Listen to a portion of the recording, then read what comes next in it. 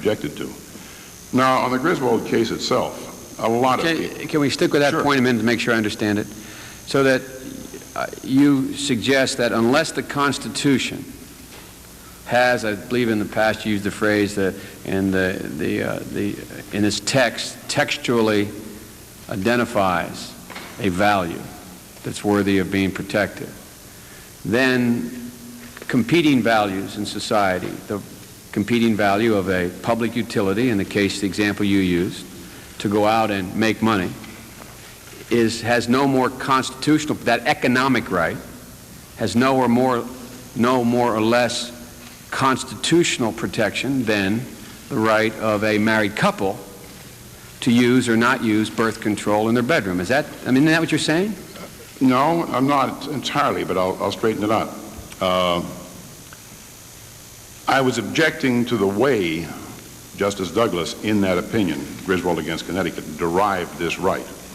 It may be possible to derive an objection to an anti-contraceptive statute in some other way. I don't know. But starting from the assumption, which is an assumption for purposes of my argument, not a proven fact, starting from the assumption that there is nothing in the Constitution, in any legitimate method of constitutional reasoning, about either subject, all I'm saying is that the judge has no way to prefer one to the other, and the matter should be left to the legislatures, who will then decide which competing gratification or freedom should be placed higher. Well, I think, and then I think I do understand it. That is, that the gratification, an economic gratification of a utility company, is as worthy as much protection as the as the sexual gratification of a married couple. No, because neither is mentioned in the Constitution. Well, if neither right? is mentioned, all that means is that the judge may not choose. Who does? The legislature. Well, that's my point. So it's not a constitutional. If it were constitutional, I'm not trying to be picky here. I mean, clearly I don't want to get in a debate with a professor. But it seems to me that what you're saying is what I said.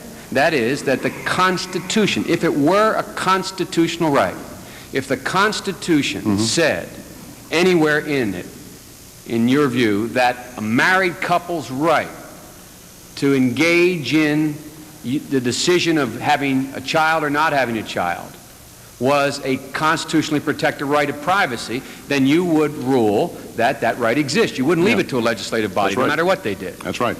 But you argue, as I understand it, that no such right exists. No, Senator, that's what I tried to clarify. I argued that the way in which this unstructured, undefined right of privacy that Justice Douglas elaborated, that the way he did it did not prove its existence. Well, can you tell me, you've been a professor now for years and years, everybody's pointed out, and I've observed you're one of the most well-read and scholarly people to come before this committee in all your short life. Have you come up with any other way to protect a married couple under the Constitution against an action by a government telling them what they can or cannot do about birth control in their bedroom? No. Is there any constitutional right anywhere in the Constitution?